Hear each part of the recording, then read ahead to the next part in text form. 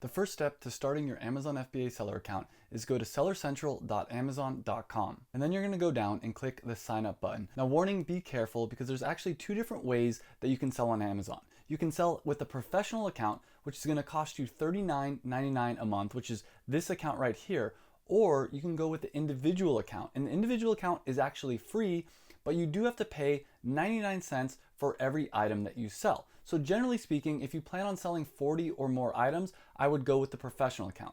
The professional account also comes with a bunch of other features that we'll talk about later in this video. I'm also going to be talking about 5 of the most common reasons why people get denied from selling on Amazon. They get banned from having a seller account, and you want to pay attention and you want to make sure you avoid these common mistakes that people make when applying for their Seller Central account. And if you want to go with the professional plan, go ahead and click sign up. If, however, you do want to go with the individual account, which I'll talk about more later in this video, you'll want to click on learn more and then scroll down to the bottom of this page and click sign up to become an individual seller. They kind of hide this feature, and that's a good hack to save a lot of money, especially if you're just starting your Amazon account. And the truth is, you can always upgrade your account to a professional selling plan later. On the other hand, you can just sign up now for the professional selling plan if you want.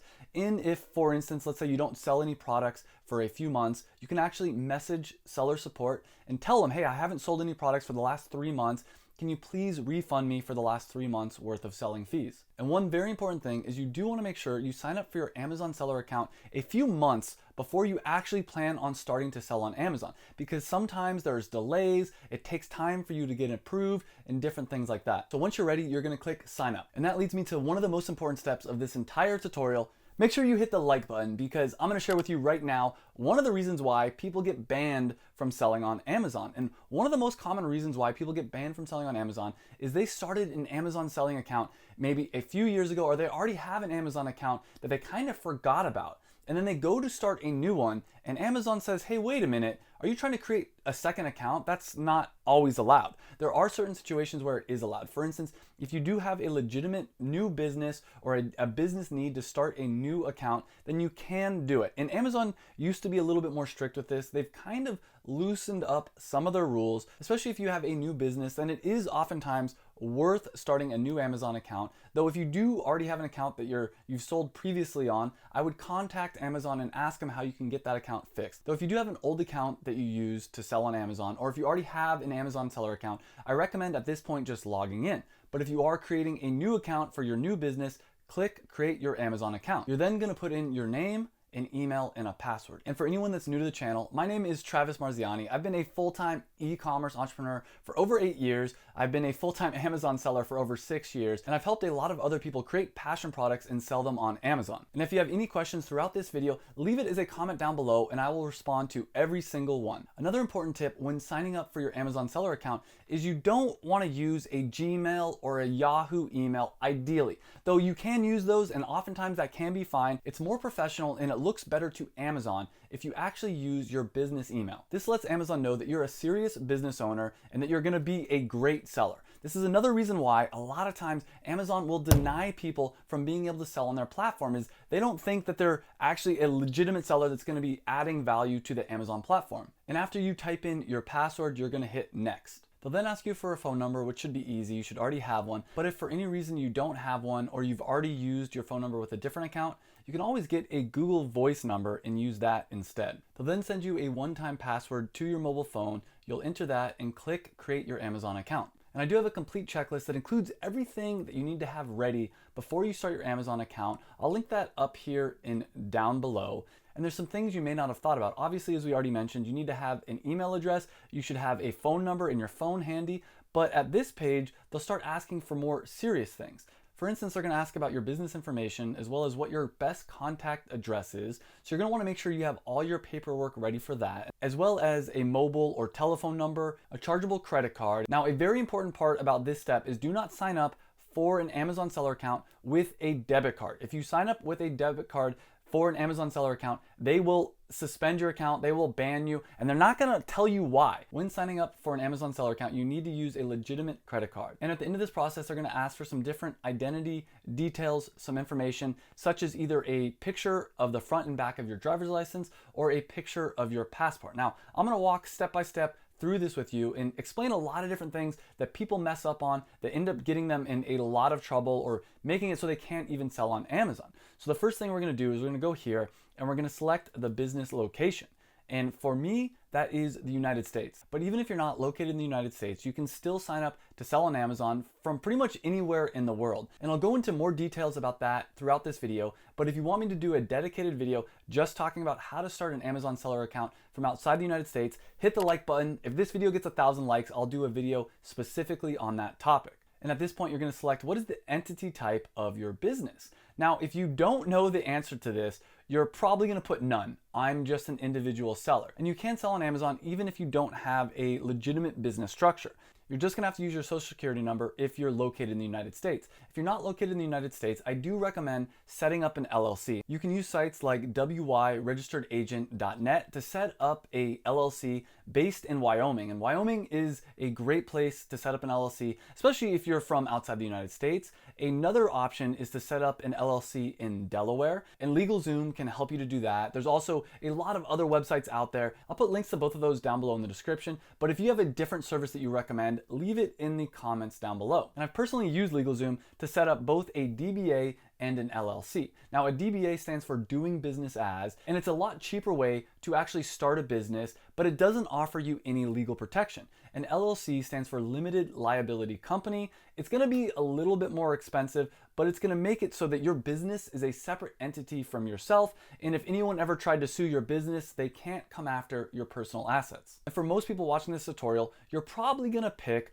privately owned business. However, if you're a charity, obviously click that option. There's also a spot for state-owned businesses and publicly listed business. And a publicly listed business means a giant company. So for most people watching this video, you're probably gonna select privately owned business. You'll then wanna enter your business name and confirm that your business location, type, and everything are correct. You'll then scroll down and click agree and continue.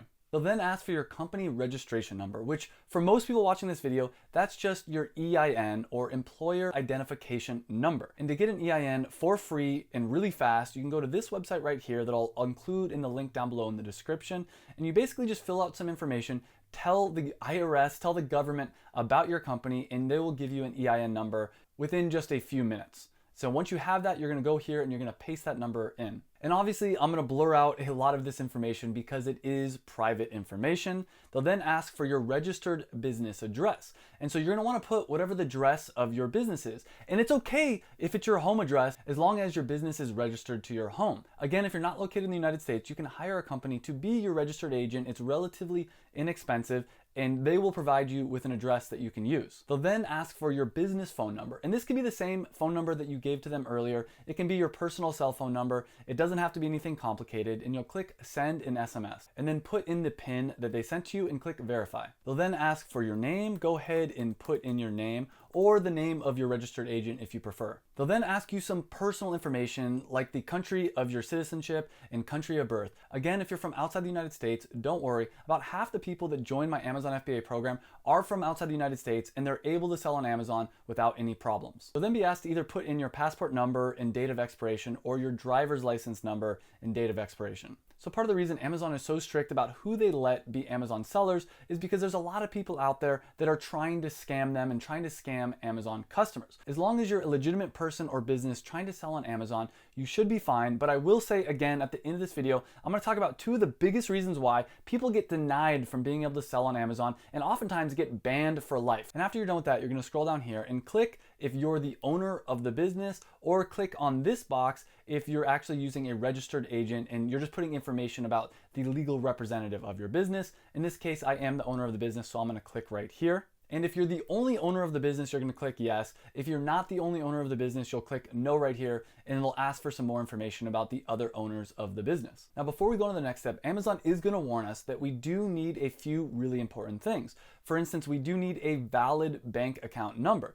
And this needs to be a bank account that Amazon can easily send money to, deposit money into, and that you can easily withdraw money from. If you don't have a business bank account, you can easily get one. All you need to do is take your business paperwork, whether it's your DBA paperwork or your LLC paperwork. And again, sites like LegalZoom or any site that you register your business with will provide you with this paperwork. You then go to your local bank and give them the paperwork, and they will set you up with a business bank account. I personally recommend, if you're in the United States, to go with US Bank because you can get a free business bank account. However, if you're outside the United States, you can go with a bank like Payoneer or World First Bank. And the name on the bank account should match your name or the business name that you're using to register with Amazon. And it goes on to say, to verify your bank account, you're going to need to provide some documentation. For instance, you're going to need to provide at least a bank statement. They also tell you that you're going to need to have a valid credit card number for the next step, and this is going to be used to pay your monthly fee. Though obviously if you're signing up for an individual seller plan, you won't have that monthly fee, but they still need a credit card on file to charge you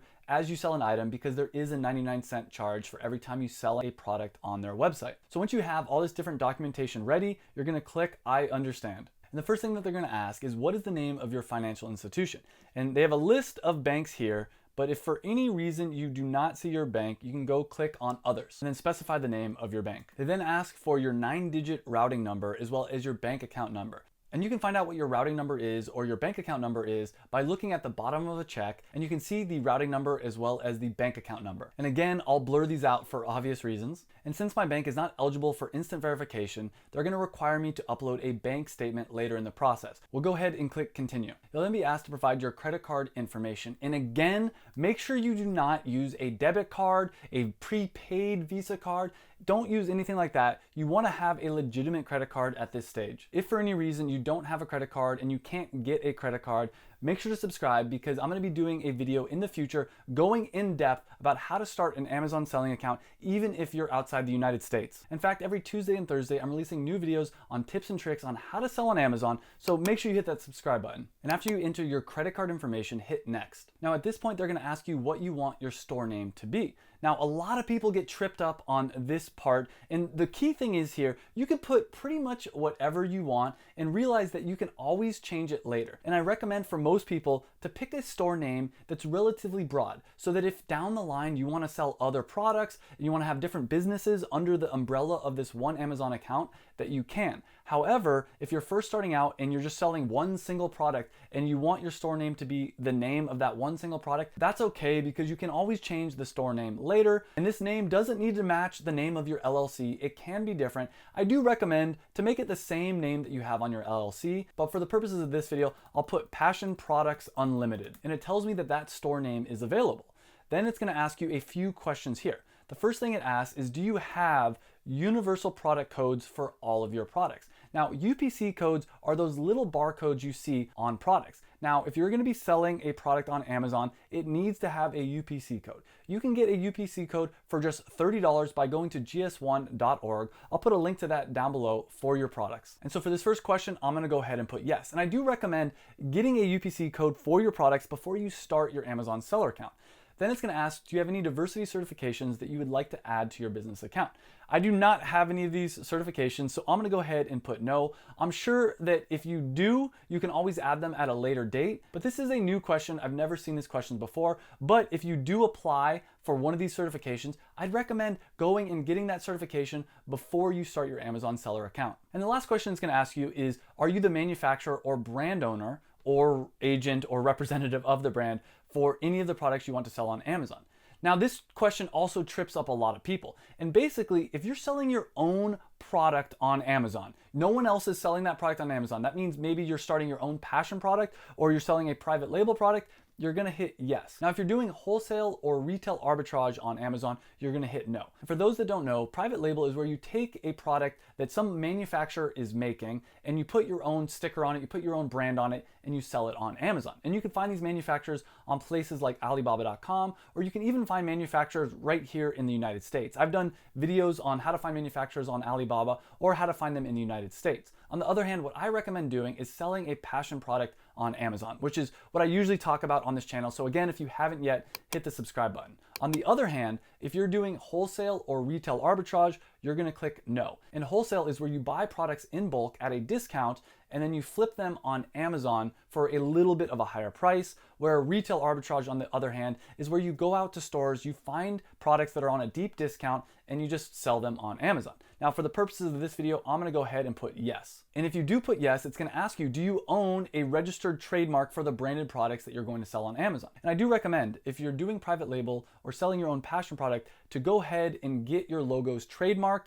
But at this point, since this is just a dummy account that I'm creating, I don't have any trademarks, and it's okay to say no and always get your trademark later. But by having a trademark, this gives you access to brand registry, which makes it so people can't mess with your Amazon listing. If you add a product onto Amazon and you don't have brand registry, anyone can come in and change your Amazon listing, which could cause a lot of issues for you. On top of that, by having brand registry, it gives you access to a bunch of other features, including enhanced brand content, which allows you to add images, videos, and more information to your product listing page, which means that people are more likely to buy your product. Again, this is not required, but I highly recommend getting a trademark for any products you're going to be selling on Amazon. And keep in mind, it often takes about 6 months to get your trademark, so I'd recommend getting started on your trademark process as soon as possible. And if you want me to do a video about that, hit the like button and comment down below. But once you're done filling this out, let's go ahead and click next. Now, before we complete our application, I do want to let you know, if you're new to selling on Amazon, I have a complete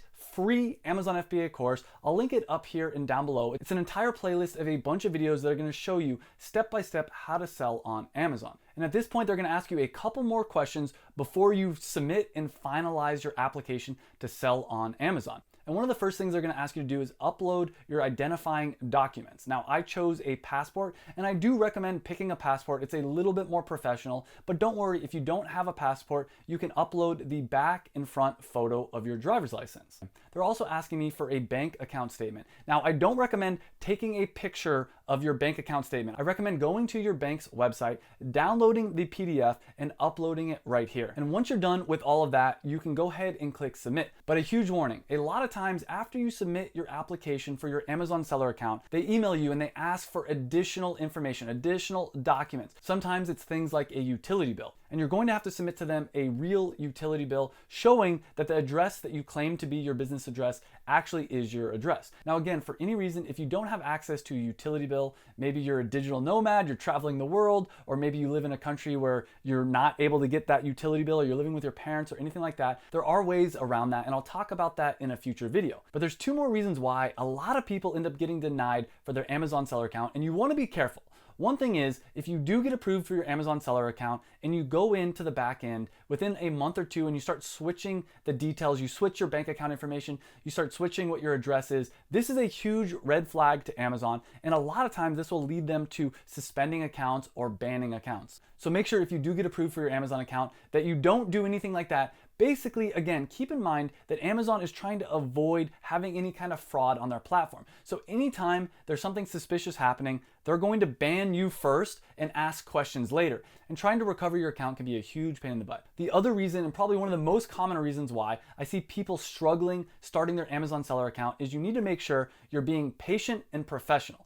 Anytime you're interacting with Amazon, if they ask for more information, make sure that it's clean, it's professional. When you're writing them any messages, make sure there's no typos, no grammar mistakes. Talk to them the way you talk to someone where you're trying to actually get a job with their business. On top of that, keep in mind that Amazon is a giant company. When you apply for an Amazon seller account, they're going to take some time vetting you and making sure that you're a legitimate business. And a lot of times I see people making the mistake of harassing Amazon, constantly messaging them, calling them and saying, what's the deal with my account? How long is this going to take? Don't do that. Be patient. And pretty much everyone that I've ever worked with was able in the end to start their Amazon seller account. Though some people, it did take a little bit of time. And keep in mind, starting your Amazon account is just the first step in the process to making money online using Amazon. And I did a full free Amazon FBA course that you can get just by clicking right here. It's a bunch of videos that I put together that show you things like how I found a $50,000 per month Amazon product and everything you need to know to sell on Amazon. It's completely free. Just click right here to get started watching those videos. And I'll see you in the next video.